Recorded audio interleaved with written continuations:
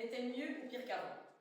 Permettez-moi de vous entraîner dans un voyage réflexif à travers les méandres du temps.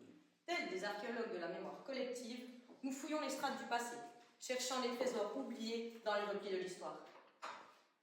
Les nostalgiques murmurent avec une tendresse voilée que c'était mieux avant, que les jours révolus étaient empreints d'une simplicité et d'une élégance qui semblent échapper à notre époque tumultueuse. Mais arrêtons-nous un instant, suspendus entre hier et aujourd'hui, et interrogeons avec audace les contours de cette vision romantique du passé. Est-ce vraiment la vérité? Ou bien sommes-nous ensorcelés par les reflets dorés de la nostalgie? Oui, nous sommes bien ensorcelés par les reflets de la nostalgie, oubliant les luttes, les injustices, les peines qui ont assombri les jours d'autrefois. Certes, nos ancêtres pouvaient se vanter de certaines réalisations, de découvertes qui ont sculpté le visage de l'humanité.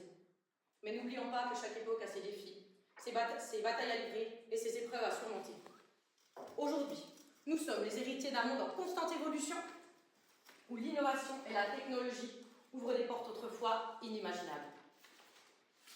Je vous exhorte à contempler notre époque avec un regard lucide.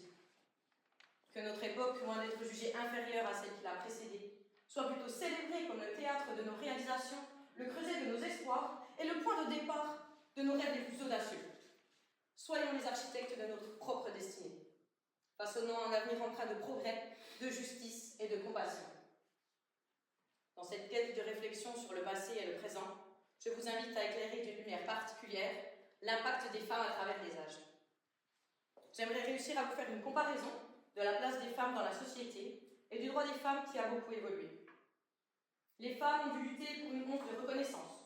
Pour chaque parcelle de pouvoir, dans un monde où le privilège était injustement distribué. Mais aujourd'hui, alors que nous levons le voile de l'ignorance et de l'oppression, nous rendons hommage à ces femmes. Mesdames et messieurs, pour moi, c'est grâce à Simone Veil que nos vies ont changé. Simone Veil, derrière grande oratrice de talent, a su bousculer les tabous à une époque où il était moins facile de le faire qu'aujourd'hui.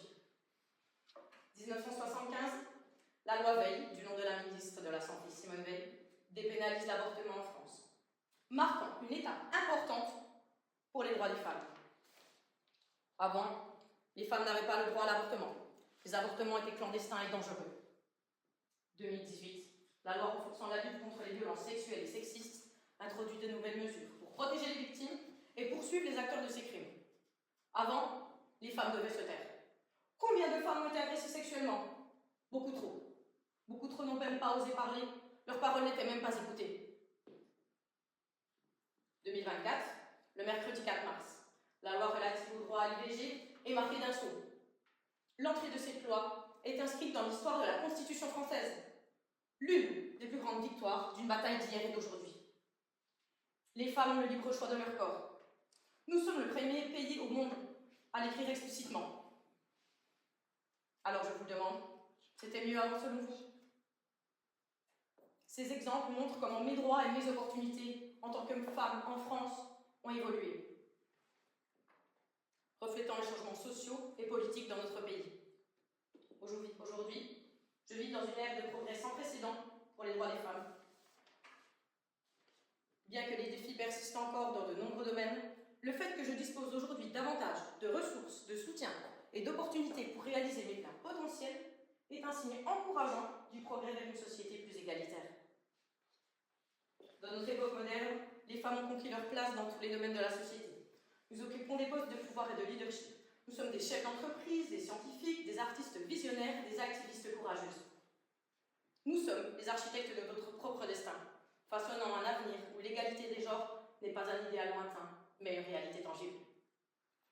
Je suis témoin d'une véritable révolution culturelle qui célèbre la diversité.